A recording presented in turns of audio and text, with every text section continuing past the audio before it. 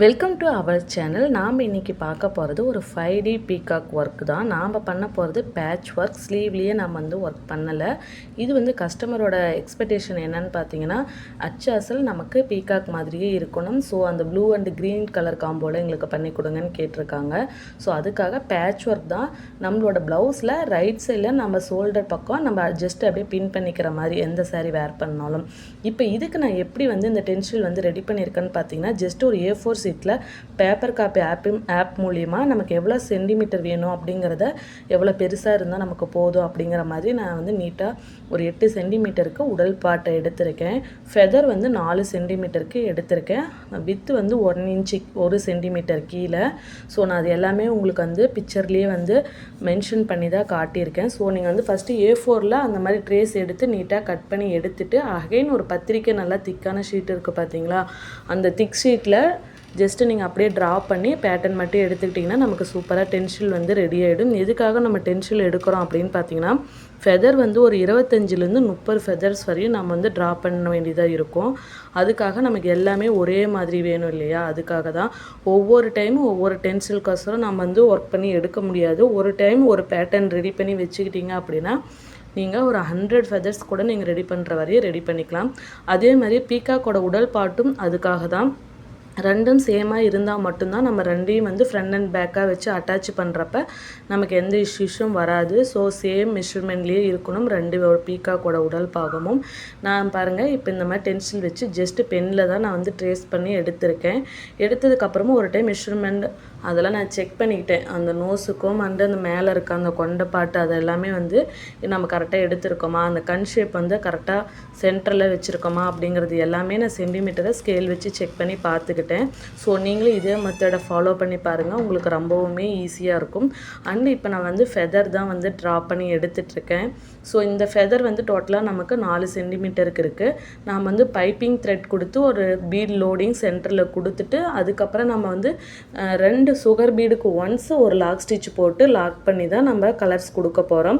நான் கொடுக்க போகிற கலர்ஸ் என்னன்னு பார்த்தீங்கன்னா, கோல்டு, ப்ளூ அண்டு க்ரீன். அதே மாதிரியே நமக்கு சென்டரில் கொடுக்கக்கூடிய அந்த லோடிங் என்னன்னு பார்த்தீங்கன்னா, சுகர் பீடு தான் கொடுத்துருக்கேன். சென்டரில் மட்டும் ஒரு ப்ளூ கலர் பீடு கொடுத்துருக்கேன். ஃபஸ்ட்டு நம்ம அவுட்லைன் எப்படி கொடுக்குறோம் அப்படின்னு பார்த்தீங்கன்னா, நம்ம டுலிப் நீடில் 14 தான் நான் எடுத்திருக்கேன். ஜஸ்ட் ஒரு ஜரி த்ரெட்டில் தான் ஃபுல்லாகவே நம்ம சிம்பிளாக செயின் ஸ்டிச் தான் போட்டு எடுக்க போகிறோம். அந்த செயின் ஸ்டிச் எவ்வளோ குட்டியாக நம்மளால் போட முடியுமோ அந்தளவுக்கு குட்டியாக போட்டுட்டு அதுக்கு மேலே அப்படியே நம்ம ஜிக்ஜாக் ஸ்டிச் தான் கொடுக்க போகிறோம். ஜிக்ஜாக் இங்கே நம்ம லாக் எதுவுமே போட தேவையில்லை.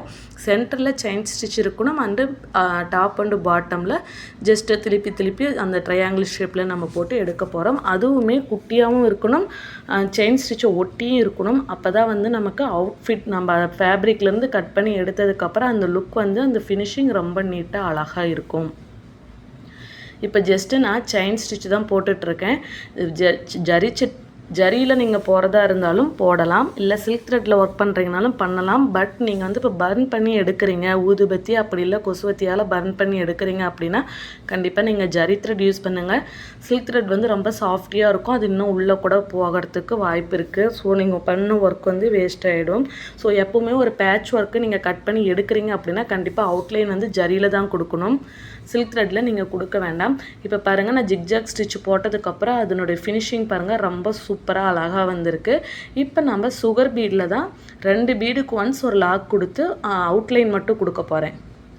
பாருங்கள், நம்ம இப்போ பீகாக்கோட ஒரு சைடு நம்ம ஒர்க் பண்ணி முடிச்சிட்டோம். ஃபேஸுக்கு ஃபுல்லாகவே நம்ம ப்ளூ கலர் பீடு ஒர்க் கொடுத்துருக்கேன். கண்ணுக்கு rice bead, white colour rice bead கொடுத்துருக்கேன். அண்டு நம்மளோட அந்த உடல் பாகம் கழுத்து பகுதிக்கு என்ன கொடுத்துருக்கேன்னா சீக்வன்ஸ் தான் கொடுத்துருக்கேன். அது நார்மல் மெட்டாலிக் சீக்வன்ஸ் கிடையாது, தேவதாசி சீக்வன்ஸ். அதில் டபுள் ஷேடாக இருக்க மாதிரி அது கிட்டத்தட்ட பார்த்திங்கன்னா க்ரீன் அண்டு ஒரு எல்லோ கலர் ஷேடில் இருக்கும். பீகாக்கு சம்டைம்ஸ் நீங்கள் பார்த்தீங்கன்னா இன்னும் அந்த ப்ளூ கலரில் இருக்கும், அப்படி இல்லைன்னா க்ரீன் கலரில் தான் இருக்கும். ஸோ அதுக்காக அந்த கலர் நம்மக்கிட்ட இருந்துச்சு அப்படிங்கிறதுக்காக நான் அந்த கலர் கொடுத்து ஃபில்லிங்ஸ் வந்து கம்ப்ளீட் பண்ணி எடுத்துட்டேன். சுகர் பீட் கொடுத்து தான் ஃபேஸ் ஃபில்லிங் கொடுத்துருக்கேன். அதுக்குமே 2 சுகர் பீடுக்கு ஒன்ஸ் ஒரு லாக் கொடுத்துருக்கேன்.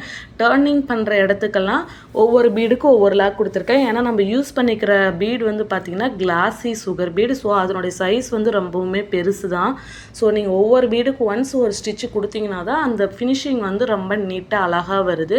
நம்ம நார்மலாக யூஸ் பண்ணுற பிரிஸ்டோ சுகர் பீடை விட இந்த கிளாஸி சுகர் பீடோட திக்னஸ் வந்து ரொம்பவுமே அதிகமாக இருக்குது.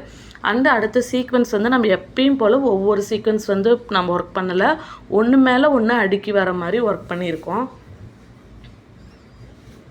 பாருங்கள், நீங்கள் கலர் வந்து டுவெல் ஷேட் நல்லாவே உங்களுக்கு விசிபிள் ஆகும். பீகாக்கோட அந்த கொண்டை பகுதிக்கு நான் க்ரீன் கலர் எடுத்திருக்கேன். இது வந்து டார்க் க்ரீனும் கிடையாது, லைட் க்ரீனும் கிடையாது, ரெண்டுக்கும் மீடியமான ஒரு ஷேடு, மெகந்தி க்ரீன் மாதிரி இருக்கும். அதுவுமே கிளாஸ் பீடு தான். ஸோ கிளாஸ் பீட் கொடுத்தா தான் நமக்கு வந்து லுக் வந்து ரொம்ப நீட்டாக அழகாக கிடைக்கும். அதுக்காக அண்டு ஃபேடும் சீக்கிரம் ஆகாது. நம்ம சீட் பீடு கூட யூஸ் பண்ணலாம், அது வந்து லுக்கு அவ்வளோ நல்லா இருக்காது. ஸோ அதனால தான் நான் வந்து கிளாஸி பீடை யூஸ் பண்ணிக்கிட்டேன். நீங்கள் இதுவே கட் பீட் யூஸ் பண்ணுறதா இருந்தாலும் யூஸ் பண்ணிக்கலாம். பட் நம்ம கஸ்டமர் வந்து கட் பீட் வந்து ரொம்ப ஒரு மாதிரி ஜிகு ஜிகுன்னு இருக்கும், அந்த மாதிரி வேண்டாம் அப்படின்னு சொல்லிட்டாங்க. ஸோ அதனால் பீடு ஒர்க் தான் அவங்க கேட்டிருந்தாங்க. அதனால் நாம் பீடு சூஸ் பண்ணியிருக்கோம். பாருங்கள், கழுத்து அண்டு நெக் ஃபேஸ் வந்து எவ்வளோ நீட்டாக கம்ப்ளீட் பண்ணியிருக்கோம் அப்படின்ட்டு.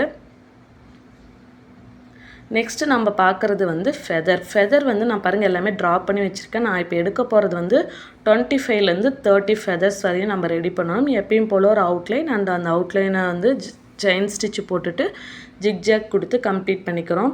ஜஸ்ட்டு நான் ஒரு லைன் தான் செயின் ஸ்டிச் அண்டு அதுக்கு மேலே ஜிக்ஜாக் மட்டும் தான் கொடுத்து கம்ப்ளீட் பண்ணுறேன்.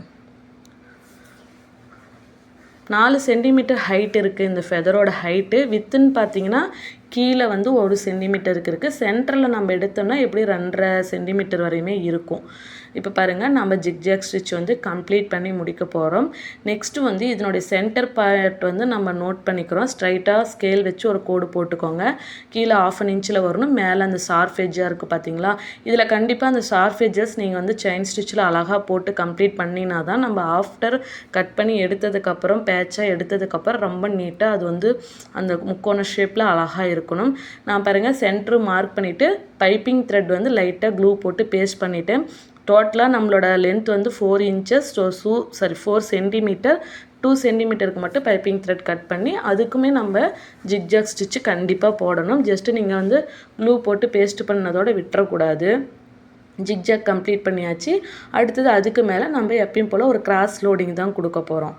அந்த கிராஸ் லோடிங் தான் வந்து இந்த ஃபெதருக்கு ரொம்பவுமே ஹைலைட்டாக இருந்தது பார்க்கும்போது.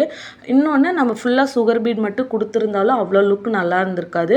நடுவில் ஒரு ப்ளூ கலர் பீடு கொடுத்ததுனால லுக்கு பாருங்கள் ரொம்பவுமே சூப்பராக இருக்குது.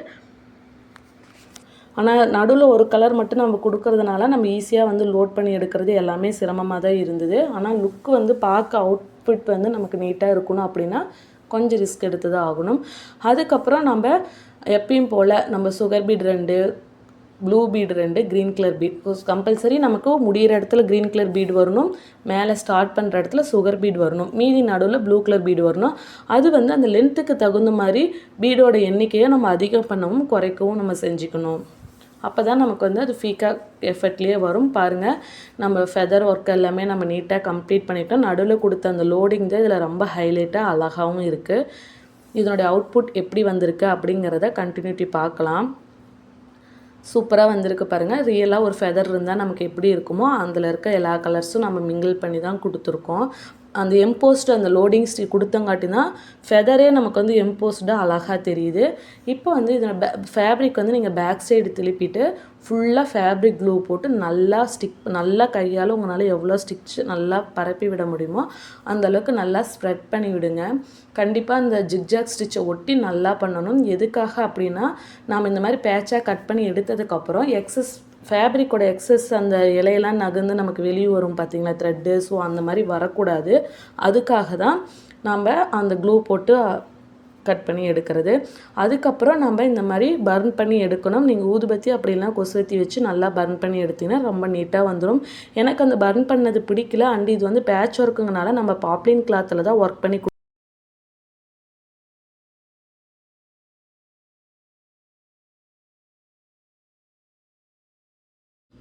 இப்போ பாருங்கள் நம்ம பீகாக் வந்து எல்லாமே அட்டாச் பண்ணிட்டேன். ஜஸ்ட்டு நடுவில் வந்து காட்டன் மட்டும் கொடுத்து 2 உடல் பகுதியும் நல்லா சேர்த்து நம்ம நார்மல் ஹேண்ட் நீடில் தான் நான் வந்து ஃபினிஷிங் பண்ணியிருக்கேன்.